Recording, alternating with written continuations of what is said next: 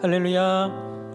오늘도 주님의 은혜를 사모하며 예배 가운데 또 하나님 앞으로 나오신 우리 모든 성도님들을 주님의 이름으로 환영하고 축복합니다. 오늘도 하나님께서 우리의 심령 안에 하나님의 귀한 말씀, 우리가 붙잡고 살아가야 할 귀한 말씀으로 우리의 심령을 채우시고 또 은혜로 우리의 모든 상황을 덮으셔서 충만하신 그 하나님의 놀라우신 은혜와 또 임재를 경험하게 하여 주실 줄 믿습니다. 이 시간에 우리 다 같이 자리에서 일어나셔서 우리 그 하나님 앞에 온 마음을 다해서 함께 찬양하며 나아가겠습니다.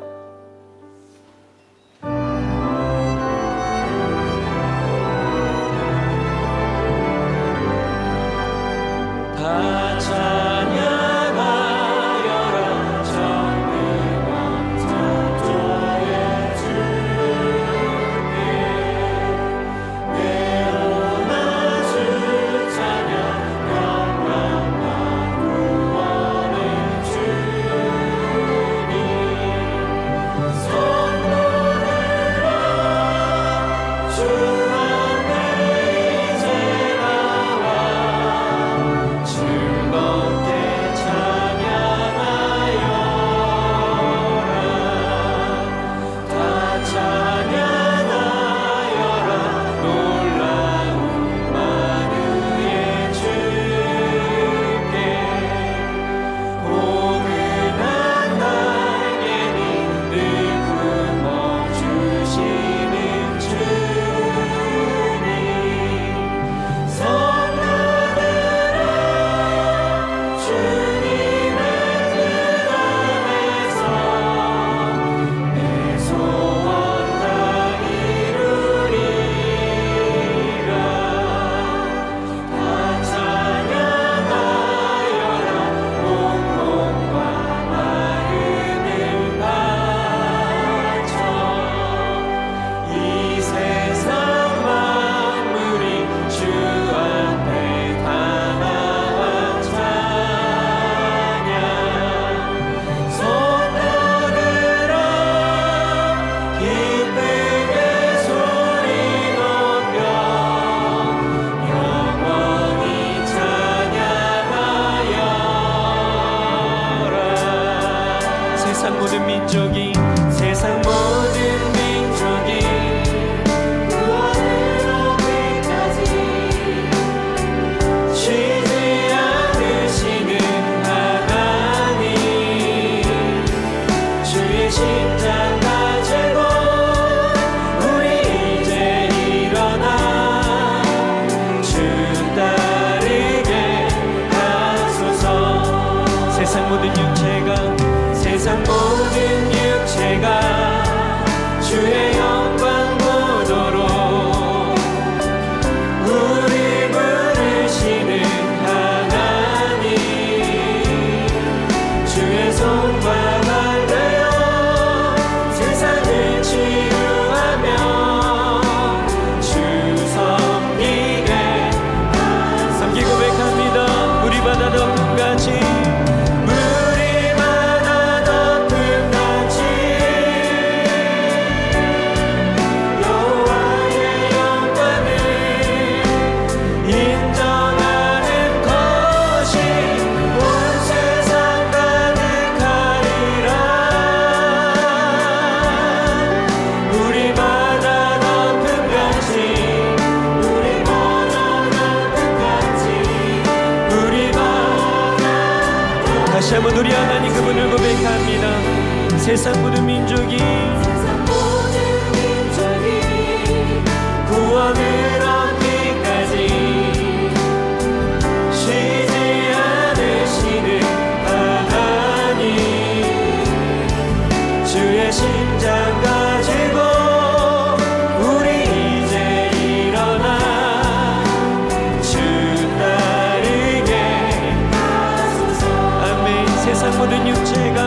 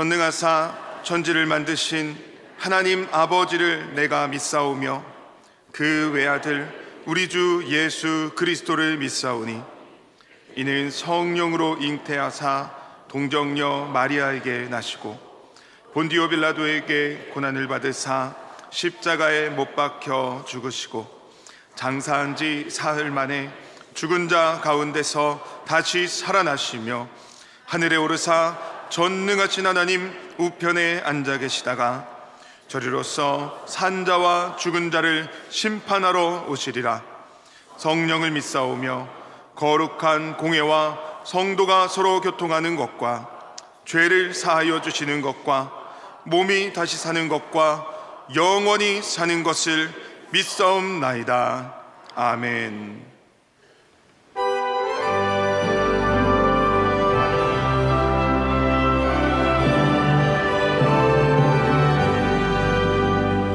찾는 주님의 사랑과 거룩한 보혈의 공로를 우리 다 찬양을 합시다.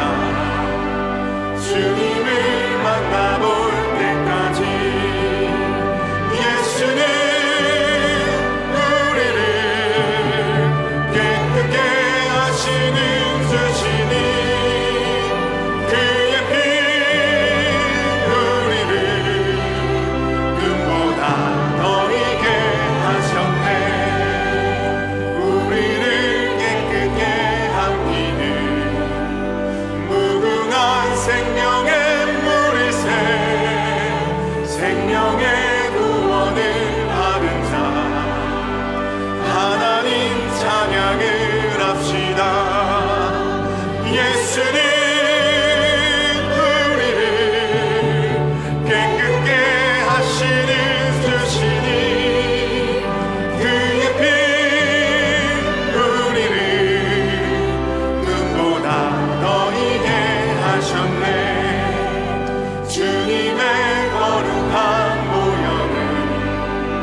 날마다 입으로 같으게 담대히 싸우며 나가세.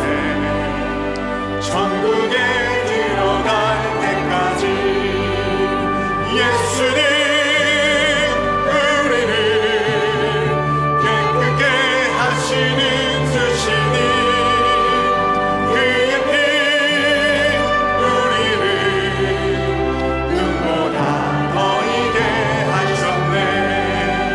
십자가 단단히 붙잡고 날마다 이기며 나가세. 머리에 면류관 쓰고서 주 앞에 찬양할 때까지 예수는 우리를 깨끗게 하시는 주시니 그의 피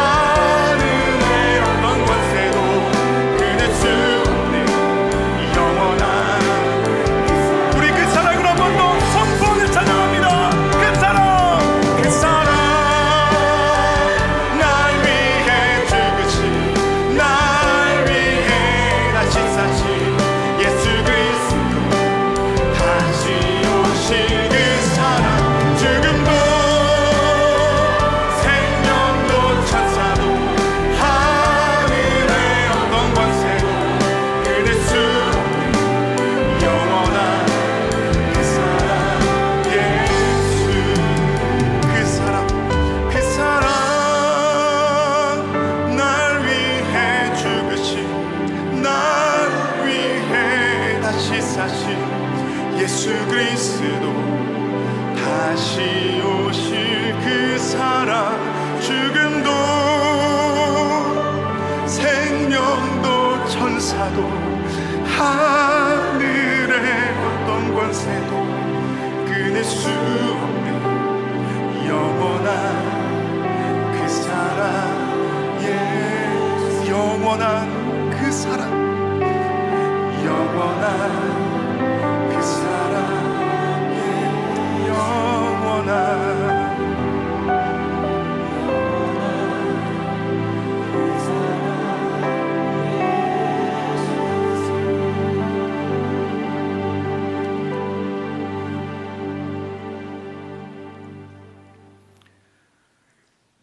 사랑과 은혜가 풍성하신 하나님 아버지, 죄로 소망 없던 우리를 사랑하사 조건 없이 택하시고 독생자 예수의 십자가 보혈로 구속하여 주셔서 자녀 삼으시고 천국과 영생을 허락하시니 감사합니다. 쉬지 않고 갚아도 부족한 하나님의 은혜임에도 아직도 죄에서 자유롭지 못한 우리의 모습을 바라보며 주님의 자비와 긍휼을 구하오니 이 시간 우리에게 성령으로 충만하게 하옵소서. 우리 속에 숨겨진 죄의 뿌리까지 철저히 회개하게 하시고 주님을 향한 첫사랑을 회복하게 하옵소서. 그리하여 세상에서는 미련하게 보일지라도 주님만 따르는 제자가 되게 하여 주시옵시고 주님의 형상을 닮아가는 제자의 삶을 살게 하옵소서.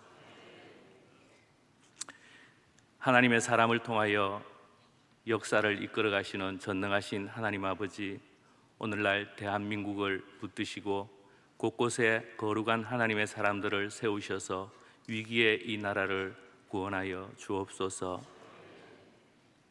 하나님의 때 하나님의 방법으로 남과 북의 통일을 이루어 주옵시고 주님의 오실 길을 예비하는 통일 한국이 되게 하옵소서. 세상이 흔들리는 위기의 시대에 우리 수영로 교회가 진리의 말씀 위에 굳게 서게 하옵소서. 하나님의 마음을 품고 하나님의 시선을 따라가는 교회가 되게 하옵소서.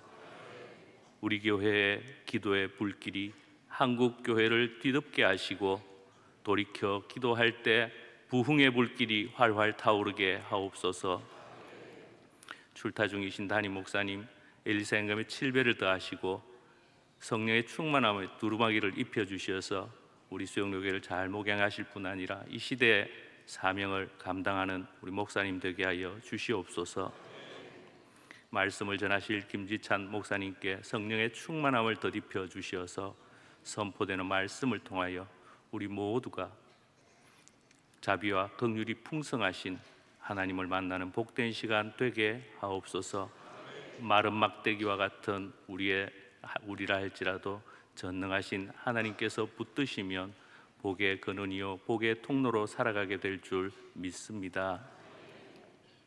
환경 넘어 역사하시는 선하신 하나님의 손길로 우리의 삶이 전화위복되게 하시고 합력하여 선을 이루어 주옵소서. 정성으로 준비한 호산나 찬양대와 관현악단의 찬양이 우리 모두 마음 모아 올려드리는 신앙 고백이 되어 하나님께만 영광되게 하옵소서. 모든 말씀 우리를 구원하신 거룩하신 예수님의 이름으로 기도드립니다. 아멘.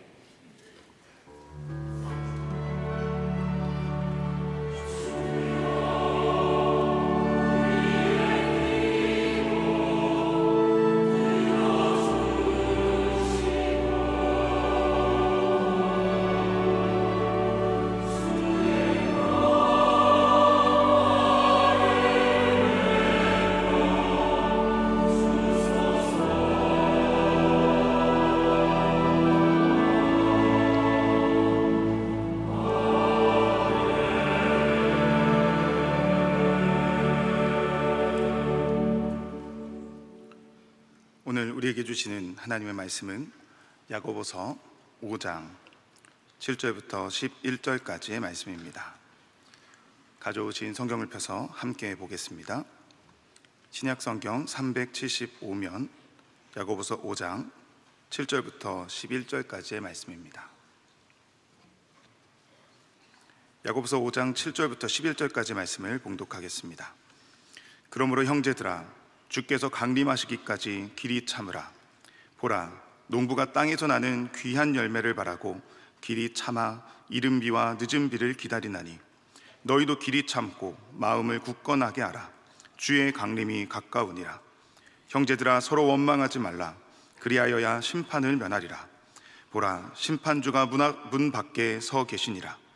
형제들아, 주의 이름으로 말한 선지자들을 고난과 오래 참음의 본으로 삼으라.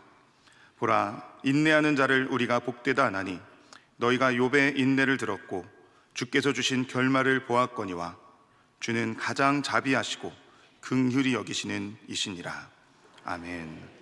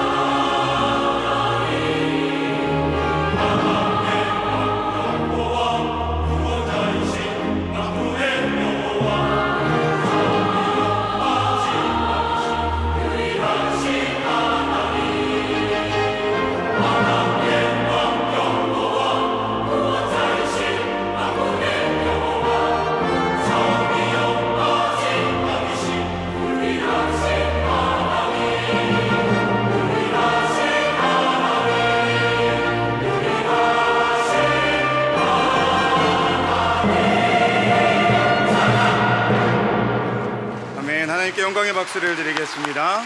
아멘. 교회 소식 나누겠습니다. 2023년 사랑방 don도축제, 사랑방에 행복이 있습니다. 많은 사랑방들이 또 VIP들을 초청하고 축복하는 시간을 가졌는데요. 이번 주 수요일 저녁 7시 30분에 이곳 은혜홀에서 유은성, 김정아 부부를 초청해 또 후속 모임을 갖습니다. 여러분 많은 참석 바랍니다. 2024년 제자훈련생 모집이 있습니다. 오늘부터 시작되는데요. 많은 관심과 신청을 바랍니다. 다음 주일은 카프리 썬데이로 진행시킵니다. 주위에 또 이웃들을 위한 사역에 많은 동참해 주시길 바랍니다. 피로회복 헌혈 캠페인이 다음 주, 그 다음 주 2주간 진행됩니다. 많은 관심과 참여를 바랍니다. 나머지 광고는 주보를 참고해 주시기 바라고요. 오늘 우리 교회에 새로 오신 새가족분들이 있습니다. 우리 자리에서 잠시 일어나 주시면 저희가 따뜻한 박수로 환영하겠습니다. 오늘도 많은 분들이 오셨는데요. 우리 박수하겠습니다. 감사합니다. 잘 오셨습니다. 축복합니다. 감사합니다. 네, 자리에 앉아주시면 되겠습니다. 잘 섬기겠습니다. 오늘 말씀 전해주실 목사님 소개해드리도록 하겠습니다. 수영록교회 협동 목사이시고 총신신학대학원 교수로 섬기고 계신 우리 김지철 목사님 나오시겠습니다. 우리 박수로 환영하겠습니다.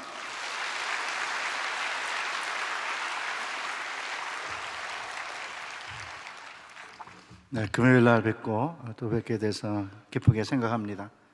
특별히 새로 등록하신 우리 성도님들이 수영록교회 안에서 하나님의 말씀을 듣고 신앙으로 성장하여 하나님께서 예배하신 하늘의 신령한 은혜와 땅의 모든 기름진 축복을 받고 이 세상의 진정한 복이 무엇인지, 무엇이 진정한 생명이고 무엇이 진정한 가치인지를 전파하는 그런 분들 되시기를 주님의 이름으로 축복합니다.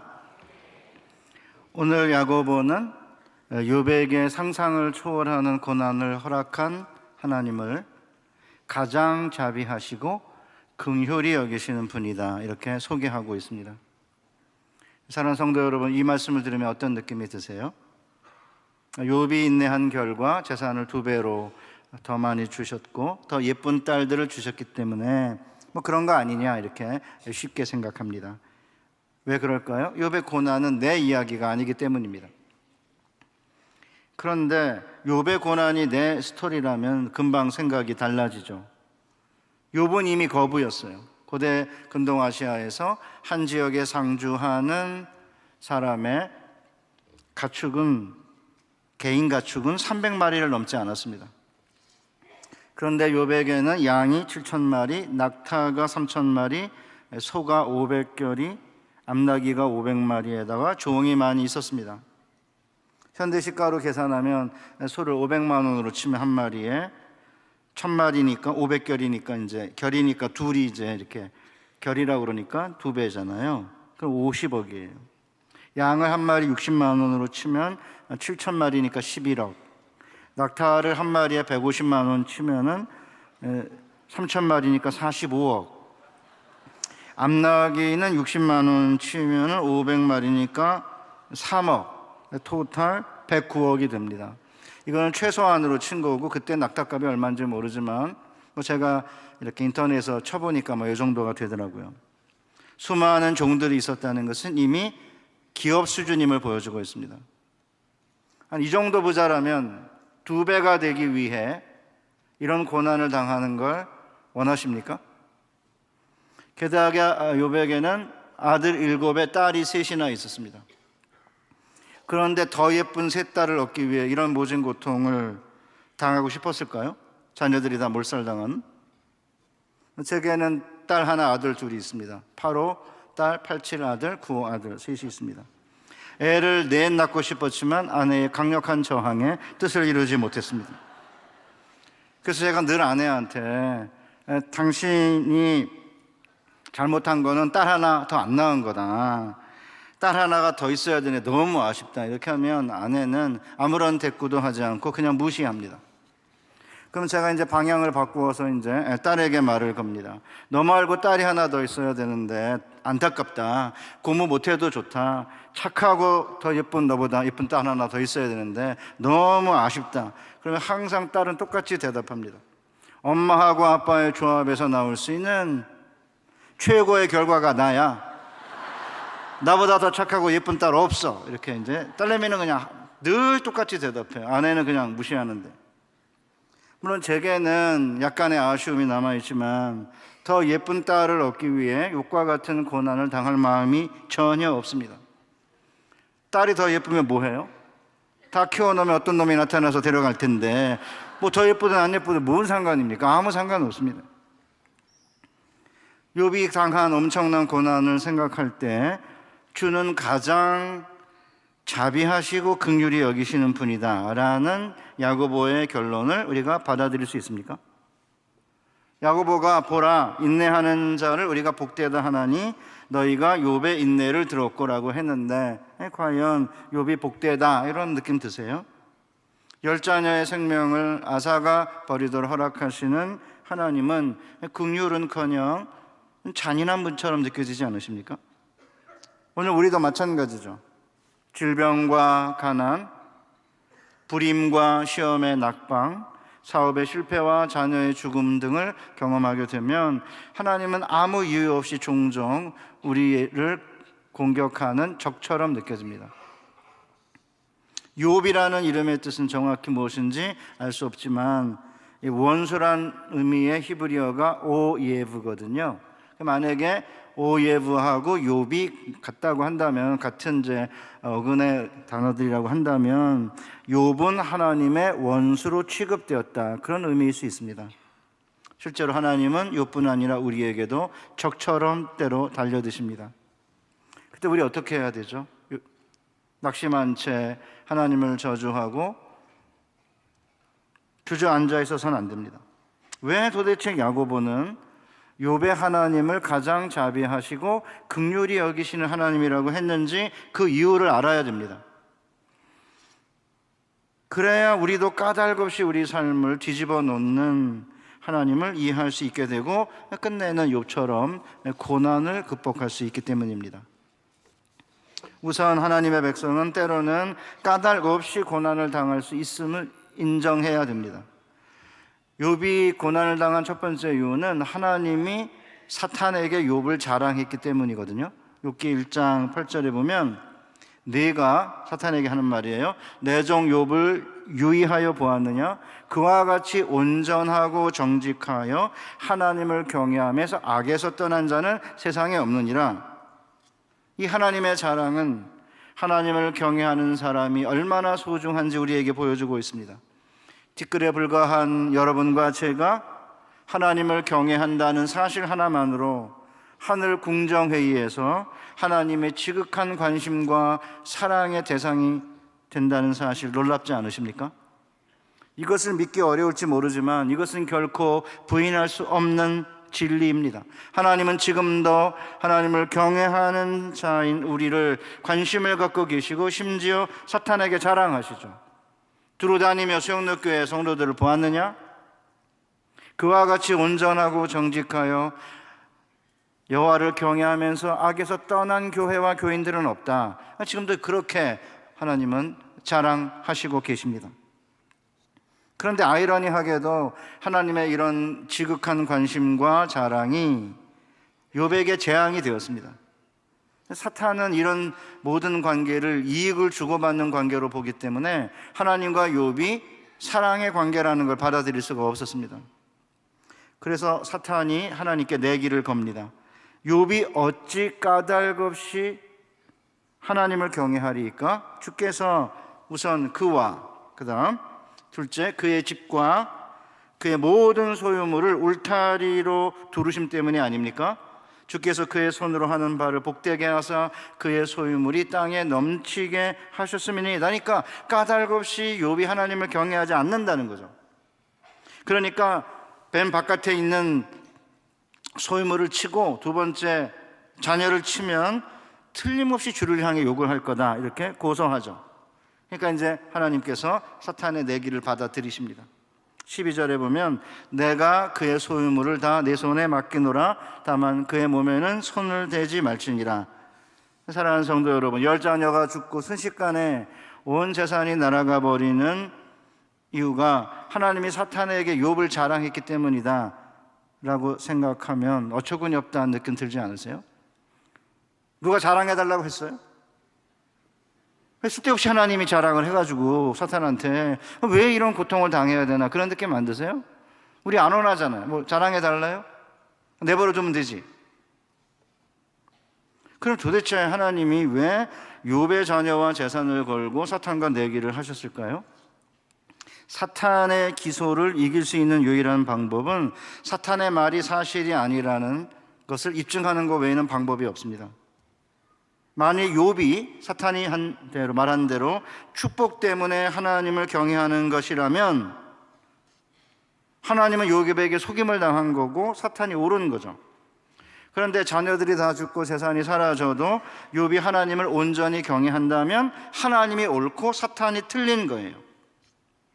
그래서 누가 옳으냐는 것은 욥의 온전함이 유지되느냐 아느냐에 달려 있는 거고요. 오늘도 마찬가지입니다. 사탄의 기소와 사탄의 정죄에 대해서 하나님께서 우리를 믿고 우리의 온전함을 걸고 내기를 거신다고 한다면 우리의 온전함에 하나님과 사탄의 내기의 결과가 결정되는 거죠. 그래서 이제 하나님이 허락을 한 것입니다. 우리가 다 알다시피 이 내기로 인해 하루 사이에 욥의 10 자녀들이 목숨을 잃고 순식간에 모든 재산 사라지게 되었습니다. 이런 재앙 앞에서 욥이 어떤 모습을 보일까요? 사탄이 말한 대로 하나님을 욕하고 저주했을까요? 아닙니다. 겉옷을 찢고 머리털을 밀고 땅에 엎드려 예배하며 이렇게 고백했습니다. 우리가 너무나 잘 아는 고백이잖아요. 1장 21절 내가 모태에서 알몸으로 나와서 싸운즉 알몸으로 그리로 돌아갈지라 주신 이도 여호와시요 거두신 이도 여호와시니 여호와의 이름이 찬양을 받을지어다. 그러니까 욥이 온전함을 지켰어요. 그러면 이제 사탄이 틀렸고 하나님이 오르심이 드러났잖아요. 그러니까 하나님 뭐라고 그러세요? 내가 나를 충동하여 까닭 없이 그를 치게 하였어도 그가 여전히 자기의 온전함을 지켰느니라. 그러니까 하나님 인정하시는 거예요. 내가 까닭 없이 쳤다 너 때문에 이렇게. 그럼 사탄이 패배를 인정해야 되는데 다시 내기를 걸어요. 2장 4절 5절 사탄이 여호와께 대답하여 이르되 가죽으로 가죽을 바꾸오니 사람이 그의 모든 소유물로 자기의 생명을 바꾸올지라. 이제 주의 손을 펴서 그의 뼈와 살을 치소서. 그리하면 틀림없이 주를 향하여 욕하지 아니하겠나이까? 좀 어렵죠. 가죽으로 가죽을 바꾸오니 이거는 가죽 주위에 가죽이 있으니 이렇게 번역할 수 있습니다. 하나님께서는 욥의 주변에 3가지 가죽을 치셔서 보호를 하셨어요. 맨 바깥에 있는 가죽, 보호막이 뭐죠? 가축과 재물이에요. 두 번째 가죽이 가족이에요. 세 번째 가죽은 욥의 피부입니다. 그러니까 첫 번째 시험으로 맨 바깥에 있는 가죽, 소유물과 재산을 순식간에 날아가게 했고 두 번째 이제 가죽이 가족인데 그래서 이제 자녀를 다 사라지게 하신 거죠. 그러면 이제 남은 가죽이 뭐예요? 욥의 몸이에요. 욥의 피부. 우리가 다 아는 대로 이 피부는 다른 사람과 저를 이렇게 나누는 마지막 경계선입니다. 그 옛날에 이제 우리가 가난했을 때, 제가 어렸을 때에는 예배 시에 이렇게 빼곡하게 장의자에 앉아가지고 이렇게 어깨가 닿는 게 아무렇지도 않았는데 지금은 옆에 이렇게 닿으면 불쾌함을 느껴요. 그만큼 이게 인간이 어떤 거리감을 두고 살아야 되는 이게 퍼스널한 디스턴스라 그래가지고 개인적 거리감이고 이 개인적인 거리감을 침범해 들어오는 불쾌감을 느끼는 거기 때문에 그래서 이제 몸이 스치기만 해도 이제 문제가 돼서 이렇게 지하철 같은데 저희 아들 녀석에 하면은 잘못하다 이렇게 또 어떤 여성의 몸에 손이 되면 안 되니까 이렇게 하고 있대요. 지하철에서 서울의 지하철에서 이게 이렇게. 핸드폰도 이렇게 밑에 들고 있으면 또 찌는다 그러니까 핸드폰을 들고 이렇게 닿으면 안 되니까. 그러니까 인간의 마지막 다른 사람과 나누는 이제 그 가죽이 뭐예요? 피부인 거죠. 그러니까 인간은 자기의 생명을 보존할 수만 있다면, 자기의 가죽을 보호할 수 있다면 재산이라는 맨 바깥의 가죽이나 두 번째 가죽인 가족도 포기할 수 있지만 건강을 뺏으면, 생명의 위태로움을 느끼면 견딜 수 없을 거라는 거죠. 그러니까 가죽으로 가죽을 바꾸오니 사람이 그의 모든 소유물로 자기의 생명을 바꿀지라는 사탄의 말은 이런 뜻이에요. 그런데 이제 마지막으로 남은 가죽, 피부, 뼈와 살을 치면 반드시 하나님 욕할 거다. 이렇게 사탄의 논리는 빈틈이 없습니다. 10여 년 전에 이제 아내가 이제 초음파 검사를 받으러 병원에 갔어요. 이제 간 초음파 검사를. 근데 이제 월요일 날인데 학교에서 수업하는 도중에 쉬는 시간에 딱 이렇게 아내에게서 전화가 걸려왔습니다. 초음파 결과를 보니까 간의 종양이 관찰이 되는데 음성이 이제 60%, 양성일 확률이 40%다라고 했다는 거예요. 의사 선생님이. 그래서 제가 의사 선생님이 그러면 뭘 가능성이 더 크냐 이렇게 말씀했냐 그랬더니 음성일 확률이 더 크다 이렇게 얘기했다는 거예요. 그러니까 저는 이제 수업 시간 쉬는 시간이고 뭐 이제 60% 음성이 더 높고 의사 선생님이 그렇게 얘기했으니까 너무 걱정하지 마라 그러고 끊었어요. 바로. 수업을 마치고 집에 갔더니 이제 아내가 만리장성을 쌓고 있었습니다. 암이면 어떡하나라는 생각에 걱정해가지고 전화를 했는데 전화를 바로 끊는 남편을 보니까 남편도 필요 없고 자식 새끼들도 도움이 안 된다 라고 그러면서 차 타고 오면서 이제 울면서 왔나 봐요. 그러다가 이제 친한 친구한테 이제 전화를 하니까 이제 나사렛 대학에 이제 특수재활학과 교수가 있는데 아주 친한데 그 자매가 또 그건 우리가 너무 시식한 게 다리다, 우리가 약한 척을 해야 된다 뭐 이래가지고 그 다음부터는 옛날에는 번쩍번쩍 들던 쌀 20kg을 안 들어요. 항상 차에다 놔두고 자기가 사서는 저보고 들고 오세요. 제가 들고 다닙니다. 들 수 있을 것 같은데 왜 안 되나 모르겠어요. 우리가 약한 척 해야 된다. 이게 이제 두 자매가 이제 서로 의견을 나눈 것 같아요. 아내만 그렇겠습니까? 저도 마찬가지고 우리 다 그렇지 않아요? 자신의 건강과 생명에 문제가 생기면 그 누구도 무엇도 위로가 안 되죠. 부모가 위로가 안 되지 않습니까? 부모님이. 아내나 남편이 위로가 됩니까? 아픈데? 저도 아내 아프다면 병원 가. 뭐 이게 다예요.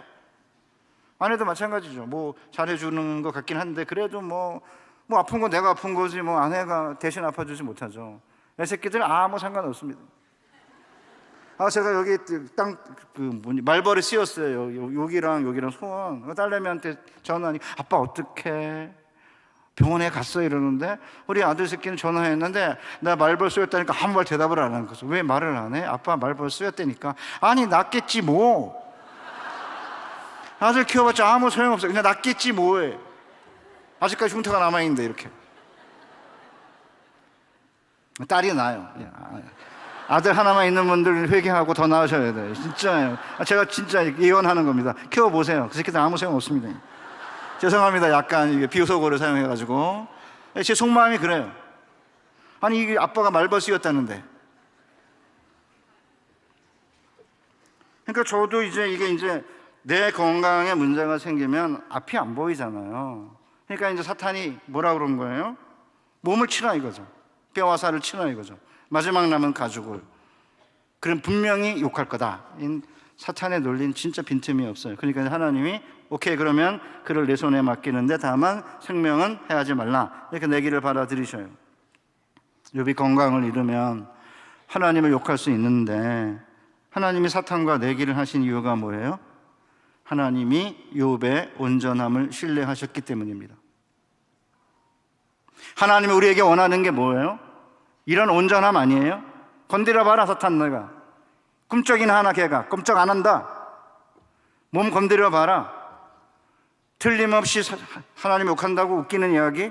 뭐 하나님께서 그렇게 말씀은 안 하셨지만 그런 확신과 그런 온전함에 대한 신뢰가 있는 거 아니에요? 그러니까 이제 욥이 사탄에 의해서 피부를 공격당하는 바람에 이 발바닥에서부터 정수리까지 온몸에 종기가 나가지고 제 가운데 앉아서 질그릇을 가지고는 몸을 긁게 된 거죠. 가장 심각한 병, 물론 암도 심각한 병이지만 이 피부에 나타난 이 종기 이거는 어디 나가지도 못해요. 얼마나 고통을 욥이 당했냐면 욥의 상처에는 구더기가 생겼고 피부는 딱딱하게 굳어져 욥을 친구들이 알아볼 수가 없었습니다. 욥은 뼈가 쑤시는 고통과 악몽으로 잠을 설쳤습니다.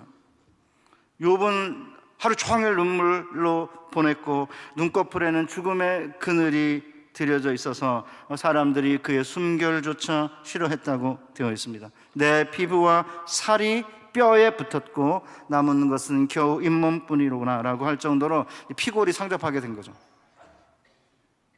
오죽하면 아내가 당신이 그래도 자기 온전함을 지키느냐, 하나님 욕하고 죽어라 라고 했을까요?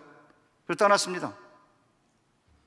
그러니까 이런 상태에서 과연 욥이 온전함을 지킬 수 있을까요?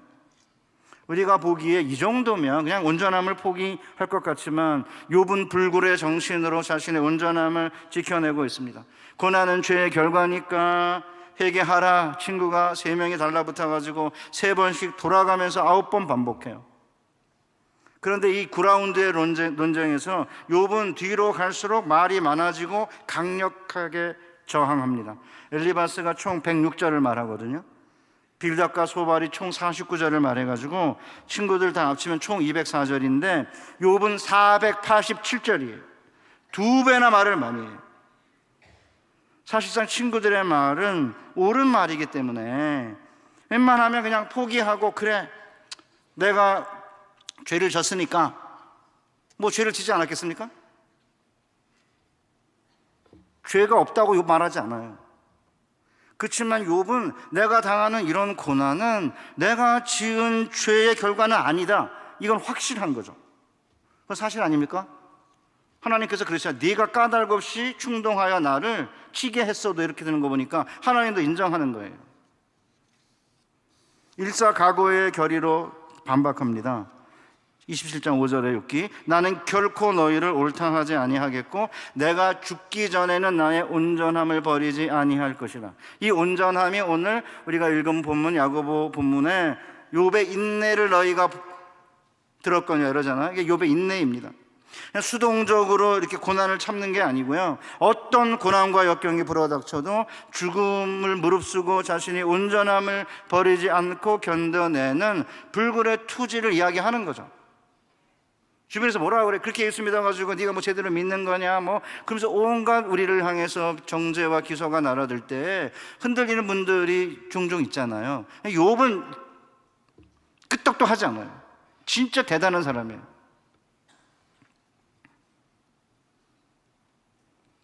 그러나 욥은 씨름의 대상이 친구가 아니고 하나님이셨거든요. 그래가지고 왜 까닭 없이 자기를 치냐고 하나님께 저항해요. 보실까요? 욥기 9장 17절에 그가 폭풍으로 나를 치시고 까닭 없이 내 상처를 깊게 하시며 나를 숨쉬지 못하게 하시며 괴로움을 내게 채우시는구나. 까닭 없이가요, 하나님의 입에서도 한번 나오고요, 사탄이 한번 얘기하고요, 그 다음에 욥도 이야기해요. 까닭 없이, 이게 핵심 주제입니다. 욥기 16장 12절에 내가 평안하더니 그가 나를 꺾으시며 내 목을 잡아가지고 나를 부서뜨리며 나를 세워 관역을 삼으시고 그의 화살들이 사방에서 날아와 사정없이 나를 쏘므로 그는 내 콩팥들을 꿰뚫고 그는 내 쓸개가 땅에 흘러나오게 하시는구나. 그가 나를 치고 다시 치며 용사같이 내게 달려드시니.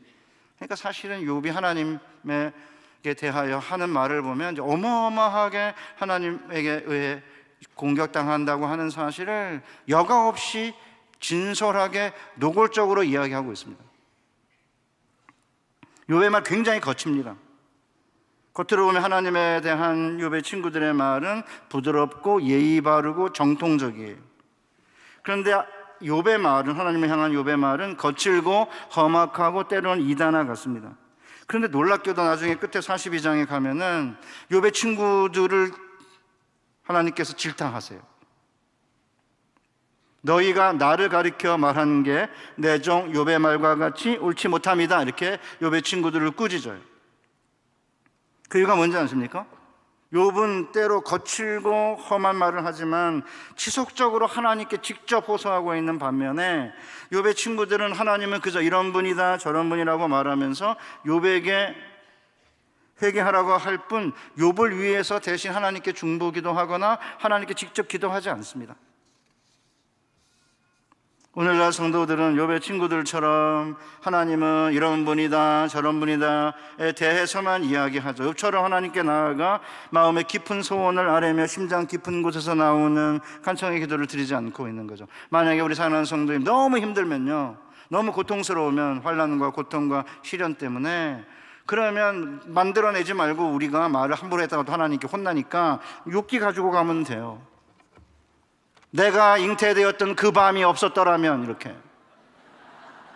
하나님이 욥은 옳다고 그랬잖아요. 욥의 말이 옳다고 그랬으니까 이거 가지고 나가면 되는 거예요. 왜 나를 관역 삼으시고 화살을 쏘셔서 화살이 내 염통을 꿰뚫습니까? 이렇게 하나님께 부르짖으면 돼요. 뭐가 힘들어요? 이거 펴놓고 하면 되잖아요. 그냥 읽으면 되는 거예요. 열받으면 이거 펴놓고 읽으세요. 나를 태어나는 그날이 저주를 받았더라면, 막 이렇게 하면 하나님이 이제 그거 보고 뭐라고 안 그러시죠? 욥의 말을 가지고 지금 우리가 하나님께 기도할 수 있기 때문에 욥은 우리에게 고통당할 때 어떤 말을 해야 되는지 알려주는 지혜의 언어들입니다. 어떤 분들은 욥기 1장, 2장, 42장은 굉장히 인내를 잘하고 하는 모습인데 가운데는 막 대들고 이렇게 하니까 1장, 2장, 42장의 욥의 이야기는 가운데에 있는 욥의 이야기랑 다르다, 이게 쓸데없는 소리 하고 앉았는데, 성경을 모르는 사람들이 그냥 아무 말 대잔치를 하고 있어요. 최근에 가만히 있으면 되는데, 그러면 저 유튜브 때문에 그래요. 아무나 말해, 아무나, 아무것도 모르면서. 그러니까 하나님께서는 욥이 고통 가운데 부르짖는 그 언어를 들으시는 거예요. 욥이 이렇게 온전함을 잃지 않고 하나님께 호소하며 인내한 결과 무슨 일이 벌어지죠? 욥이 하나님을 눈으로 봐요. 42장 5절에 내가 주께 대하여 귀로 듣기만 하였사오나 이제는 눈으로 주를 배옵나이다. 욥은 귀로만 들었던 하나님을 눈으로 직접 보잖아요. 이게 욥의 고난의 목적이요 결과 아닙니까? 하나님을 보면 죽을 수 있는데, 하나님을 보는 것은 그래서 위험한데, 고난 가운데 온전함을 잃지 않은 욥에게 하나님은 자신을 보여주시고 죽이지 않으셨어요. 그 이유가 뭐죠? 하나님은 궁극적으로는 사랑의 하나님이시기 때문에 그렇습니다. 그래서 야고보 사도가 욥의 하나님을 가리켜 가장 자비하시고 긍휼이 많으신 하나님이라고 한 거죠. 예수님께서도 팔복에서 동일하게 말씀하셨어요. 마음이 청결한 자는 복이 있나니 그들이 하나님을 볼 것임이요. 고난을 당하면 마음이 청결해지고 결국 하나님을 볼 수 있는 거죠. 이것이 하나님께서 주신 고난을 인내로 극복하면 얻게 되는 궁극적인 목적입니다. 그래서 하나님의 백성들은 하나님을 보는 자들이거든요. 그런데 대면 예배 하지 말고 비대면 예배 하라고 정부가 강력하게 지시를 했을 때, 한 기독교 학교의 어떤 교수가 교회 가봤자 하나님의 얼굴을 못 보기 때문에 비대면 예배니까 굳이 대면 예배 드리지 않아도 된다. 저는 이 사람 진짜 심각하다, 미쳤구나, 그런 생각했습니다. 왜 자기만 하나님의 얼굴을 못 보지, 우린 다 보는데. 다 보시지 않아요? 보시잖아요. 그렇잖아요. 집만 못 보면 자기만 이제 안 가면 되지. 왜 딴 사람들 보고 가지 말라고 그래요? 욥이 시련을 겪는 동안에 온전함을 잃지 않고 하나님과 사투를 벌이면서 하나님이 누군지 본 거죠. 과거에는 하나님께서 인과응보의 법칙으로 세상을 다스린다는 사실을 그냥 들었을 뿐이에요. 그런데 욥은 하나님을 보게 되면서 인과응보보다, 즉 죄를 지으면 고난당한다는 인과응보보다 더 큰 하나님의 원리가 있음을 직접 보게 된 것입니다. 하나님은 정의로 세상을 다스리지만 이보다 더 큰 하나님의 통치 원리는 은혜와 사랑이라는 사실을 보게 된 것입니다. 이를 깨닫게 하기 위해서 하나님께서 폭풍우 가운데 나타나셔가지고 창조 세계에 대해 욥이 대답할 수 없는 질문들을 막 쏟아내세요. 창세기 38장 4절에 내가 땅에 기초를 놓을 때 네가 어디 있었냐? 28절 29절에 비에게 아비가 있냐? 있을 방울은 누가 낳았느냐? 얼음은 누구의 태에서 났느냐? 공중의 서리는 누가 낳았느냐? 이게 뭔 질문이에요? 욥이 이런 질문에 답을 못하죠. 이 자연질서 안에 모든 원리들과 까닭을 다 알지 못해도 하나님 이 피조 세계를 질서 있고 조화롭게 운영하고 계시잖아요. 마찬가지로 까닭없이 고난을 당하는 것처럼 보여도 하나님께서 인간 세계 역시 질서 있고 조화롭게 다스린다는 사실을 깨닫게 하시려고 이런 이상한 질문을 던진 거예요. 우리는 이 세상이 어떻게 움직이는지, 어떤 까닭으로 운영되는지 모르잖아요. 그런데도 이 세상은 질서 있고 조화롭게 지금 움직여지고 있는 거 아닙니까? 그리고 결정적으로 하나님이 욥에게 질문하셨어요. 누가 사람 없는 땅에, 사람 없는 광야에 비를 내리느냐? 이렇게 질문하세요. 사람 없는 땅에 왜 비를 내리시죠? 이유가 없어 보이지 않습니까? 왜 쓸데없이 까닭 없이 왜 사람 없는 땅에 비를 내리십니까? 아무 까닭 없이 사람 없는 광야에 하나님께서 비를 내리시는 것처럼 하나님께서는 아무 까닭 없이 악인에게도 비를 내리시는 분이십니다. 이렇게 까닭 없이 은혜를 베푸는 게 인간 세상을 운영하는 하나님의 방식인 거죠. 그래서 우리 하나님이 까닭 없이 내게 고난을 가하시는 것처럼 보이지만 동시에 까닭 없이 우리에게 은혜를 베풀기도 한다는 사실을 욥이 깨달은 거예요. 주님도 우리에게 동일하게 말씀하셨어요.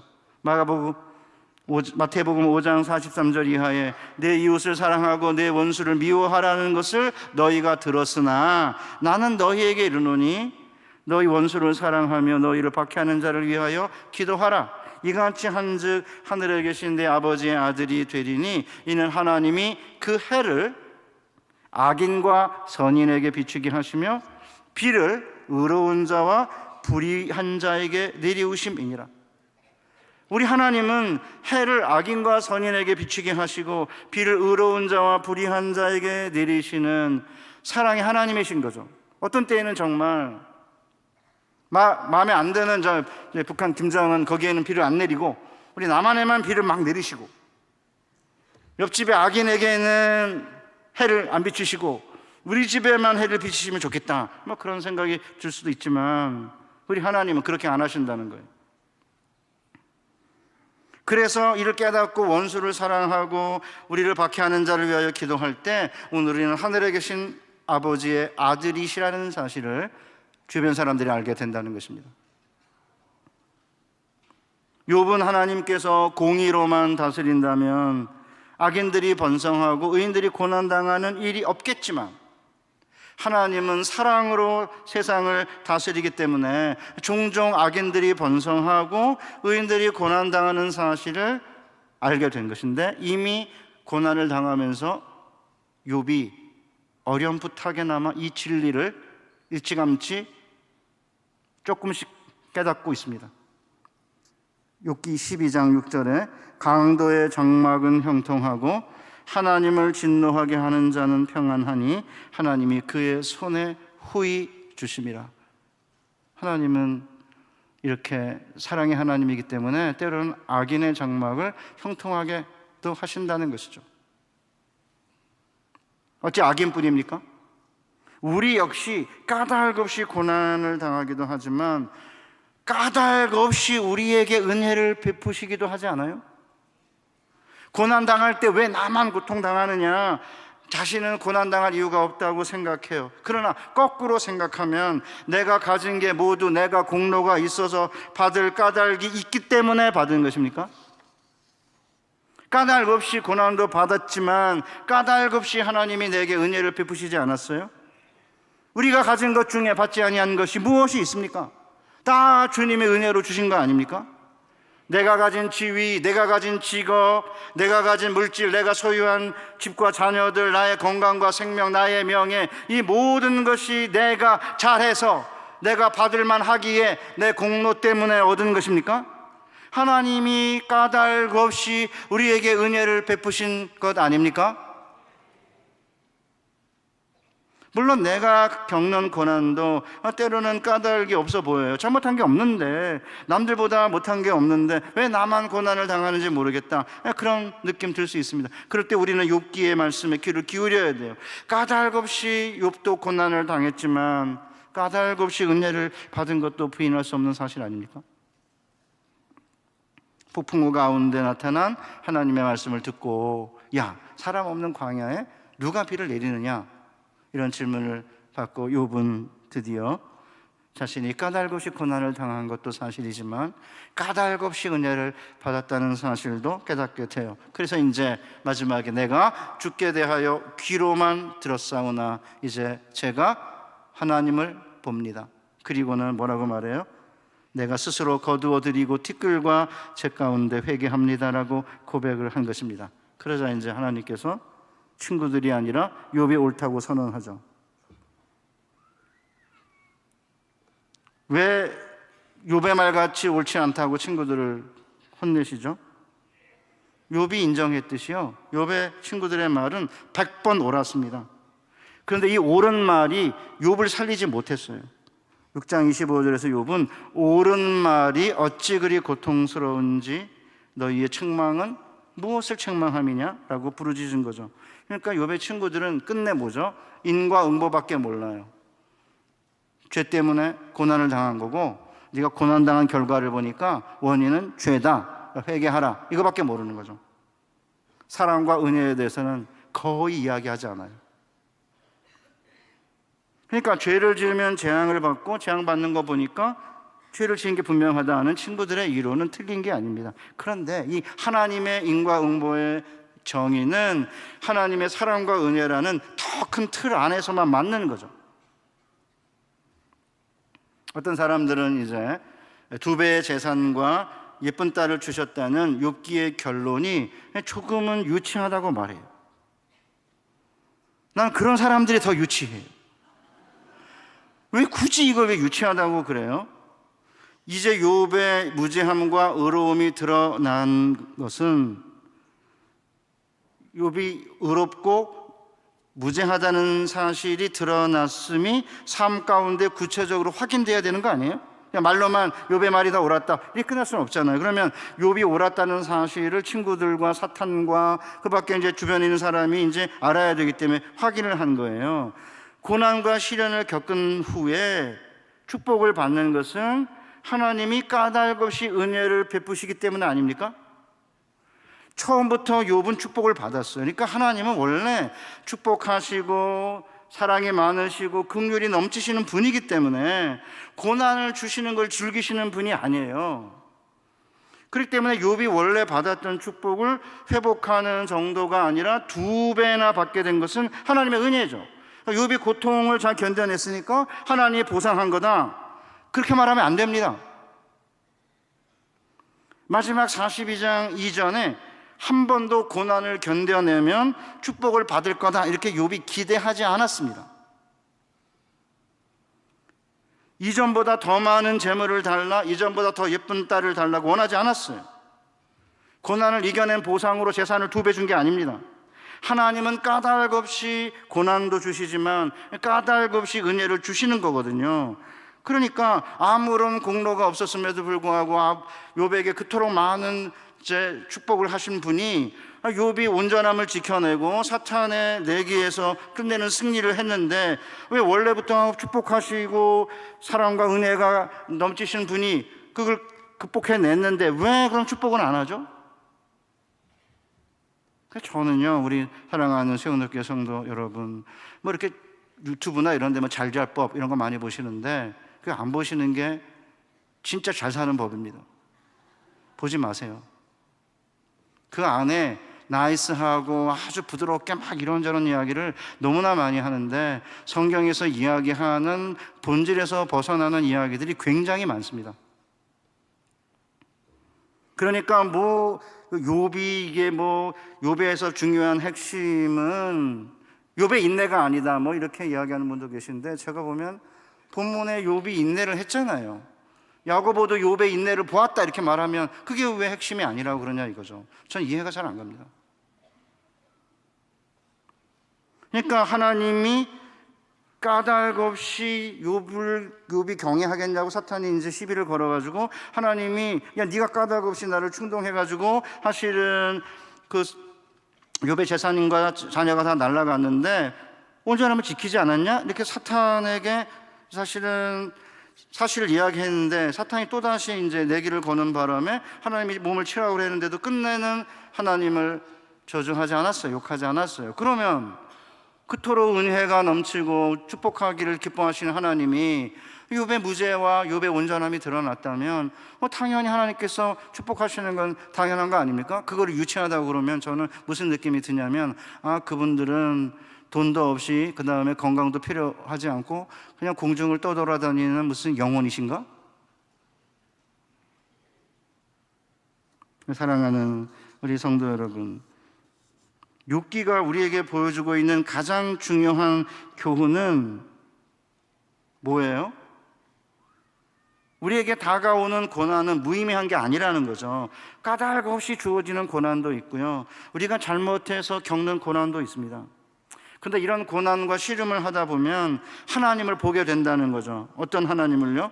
겉으로는 우리를 고통 가운데 때로는 떨어지도록 허락하시는 분처럼 보이지만 궁극적으로는 우리를 청결하게 만드셔서 하나님을 보게 하시려는 하나님의 사랑의 손길이에요.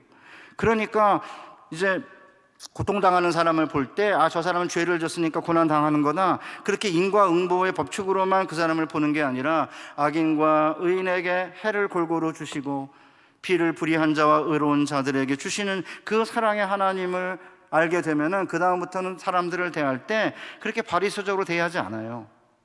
내가 또 그런 고난을 당할 때 내가 잘못해서 당하는 고난도 있지만 내가 까닭 없이 고난을 당하는 것처럼 보일 때 그것이 내가 잘못해서 당하는 고난이든 까닭 없이 당하는 고난이든지 간에 이 고난을 끝내 이겨내면 우리는 하나님을 보게 될 것이고, 하나님은 자비하시고 가장 자비하시고 긍휼이 넘치시는 분임을 우리가 보게 될 것입니다.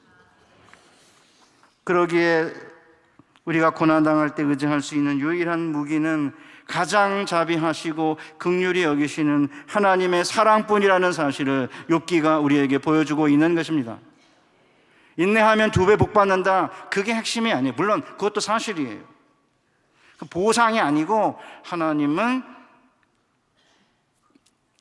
자비로우시고 긍휼히 여기시는 분이라고 하는 사실, 그리고 그 하나님의 사랑을 의지할 때 끝내는 우리가 고난을 이길 수 있다는 사실을 욥기가 이야기하고 있는 거고, 놀랍게도 사도 바울이 로마서 8장에서 동일한 이야기를 하고 있는 거죠. 내가 확신하노니 사망이나 생명이나 천사자들이나 권세자들이나 현재일이나 장래일이나 능력이나 높음이나 깊음이나 다른 어떤 피조물이라도 우리를 우리 주 그리스도 예수 안에 있는 하나님의 사랑에서 끊을 수 없으리라.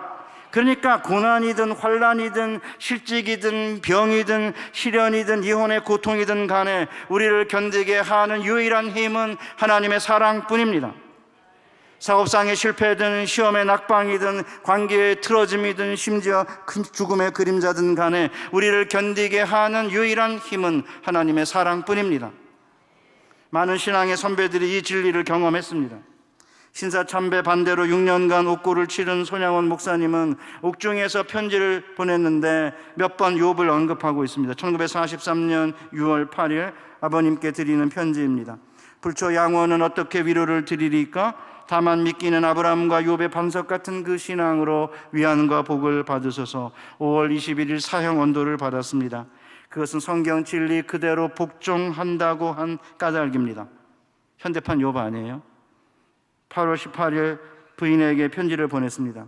병중에서 얼마나 고생이 많으십니까? 여보, 나는 솔로몬의 부귀보다 욥의 고난이 더욱 귀하고 솔로몬의 지혜보다도 욥의 인내가 더욱 아름다워 보입니다. 사랑하는 성도 여러분, 오늘 우리는 무엇을 더 귀하게 여기고 있습니까? 솔로몬의 부귀입니까? 욥의 고난입니까? 오늘 우리는 무엇을 더 아름답게 여깁니까? 솔로몬의 지혜입니까? 욥의 인내입니까? 사랑하는 성도 여러분, 우리는 어떤 고난 가운데서도 야고보의 말을 잊어서는 안 됩니다. 야고보서 5장 7절에 그러므로 형제들아 주께서 강림하시기까지 길이 참으라. 보라, 농부가 땅에서 나는 귀한 열매를 바라고 길이 참아 이른 비와 늦은 비를 기다리나니 너희도 길이 참고 마음을 굳건하게 하라. 주의 강림이 가까우니라. 주님이 이제 강림하시거든요. 그때 주의 얼굴을 보느냐 보지 않느냐는 것은 우리가 인내하며 고난 가운데 마음을 굳게 하고 참느냐 참지 않느냐에 달려 있습니다. 사랑하는 성도 여러분, 어떤 고난과 환난 가운데서도 욥의 인내를 보고 욥이 왜 복받은 자인지, 왜 우리 하나님은 가장 자비하시고 긍휼이 많으신 하나님인지를 깊이 가슴에 새겨놓고 우리가 사는 삶의 과정에서 우리에게 다가오는 고난을 끝내 이겨냄으로 말미암아 온전함을 하나님께 인정받고 하나님의 얼굴을 주님 강림하실 때 보는 복된 성도들 되시기를 주님의 이름으로 축복합니다. 하나님 아버지, 우리에게 주신 이 아름다운 욥의 고난의 비결을 깨닫게 해 주심을 감사합니다. 까닭 없이 고난도 받았지만 까닭 없이 은혜를 더 많이 받았기에 이 시간도 주님께 나와 우리에게 베푸신 은혜를 주께 고백하며 감사를 드립니다. 그러나 아직 고난 가운데 있기 힘이 들 때 욥의 인내를 생각하고 선지자들의 인내를 생각하며 주님이 강림하셔서 주님의 얼굴을 볼 그때까지 믿음으로 환난을 이겨내는 승리의 교회가 되게 하여 주옵소서.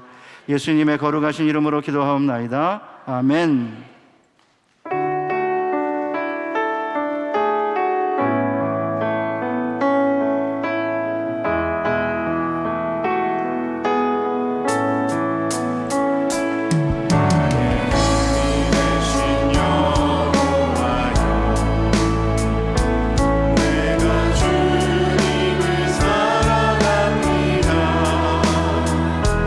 주는 나의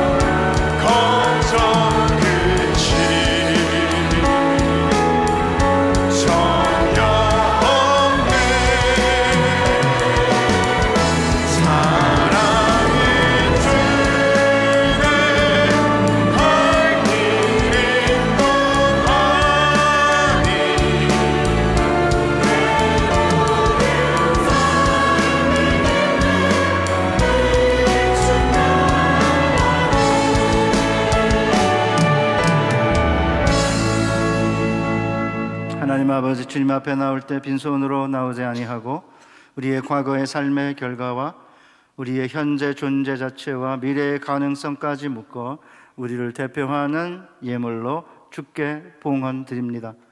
각자 드린 기도에 응답해 주시고 봉헌의 예물을 드린 자들뿐만 아니라 주께 머리 숙여 예배하는 모든 하나님의 거룩한 백성들을 기억하시고 하늘의 신령한 곳간을 여셔서 후이되어 누르고 흔들어 넘치도록 하여 우리에게 안겨 주옵소서. 하나님 아버지, 이 시간 주님께 간절히 간구합니다. 환우들의 병상에 친히 찾아가셔서 환부의 손을 얹어 병마를 쫓아내 주시옵소서. 군대에 가 있는 우리의 아들들을 기억하여 주시고 안전사고 나지 않게 보호하여 주시옵소서. 타지에 떨어져 있는 우리의 딸들을 장중에 보호하셔서 어려운 일 일어나지 않게 하여 주시옵소서. 이제 얼마 남지 않은 수능 시험을 앞두고 고통하는 우리의 자녀들과 학부모들과 그 가정을 축복하여 주시고 하나님께서 가장 좋은 것을 하나님의 때 하나님의 방식으로 주실 것이라는 것을 믿고 어떤 결과가 있든지 하나님의 뜻으로 받아들이고 낙심하지 않게 해주시고 남은 시간까지 최선을 다할 수 있도록 도와주시고 건강을 지켜 주시옵소서. 유학가 있는 우리의 아들들과 딸들을 주께서 기억하시고 이 외국에서 마약이나 그 밖에 여러 가지 불미한 일에 떨어지지 않도록 주께서 보호하여 주시옵소서. 사업장을 축복하여 주시고 사업의 지경을 넓혀 주시며 하나님께서 주신 물질의 축복을 가지고 더 많은 주님의 일을 할 수 있도록 우리의 기업과 사업장을 축복하여 주시옵소서. 그 밖에 경제적으로 어려운 가정을 주님께서 기억하시고 경제적으로 어렵지 않게 하시며 부모를 봉양하고 자녀를 양육하고 교회를 섬기고 세상에 기여할 수 있도록 풍부한 물질적인 축복도 우리에게 허락해 주시고 아직 그런 축복을 받지 못한 성도들은 참고 기다리고 인내하며 주께서 주실 그때까지 우리에게 맡겨진 사명을 감당하며 환난과 고난을 이겨내는 자들이 되게 하여 주옵소서. 예수님의 거룩하신 이름으로 기도하옵나이다. 아멘. 지금은 우리에게 까닭 없이 고난도 주시지만 까닭 없이 은혜도 베푸시는 성부 하나님 아버지의 그 말로 다할 수 없는 은혜와 우리 가운데 오셔서 까닭 없이 우리에게 자신의 생명까지 아끼고 십자가 위에서 죽으셔서 우리를 죽도록 사랑하신 성자 예수 그리스도의 그 무한하신 사랑과 우리 가운데 늘 영으로 함께 하시며 까닭 없는 고난에도 끝내 이기고 승리할 수 있도록 힘주시는 성령님의 감동과 아마 위로 교통 축복하심이 까닭 없이 우리에게 은혜를 베푸시고 끝내는 우리를 사랑하시는 그 하나님의 사랑만 의지하여 이 세상의 환난과 고난을 이겨내고 마귀와 세상의 유혹을 이기고 승리하기로 다짐하며 이 거룩한 전을 떠나는 모든 하나님의 거룩한 백성들 머리 위에 지금부터 영원토록 항상 함께 계실지어다. 아멘.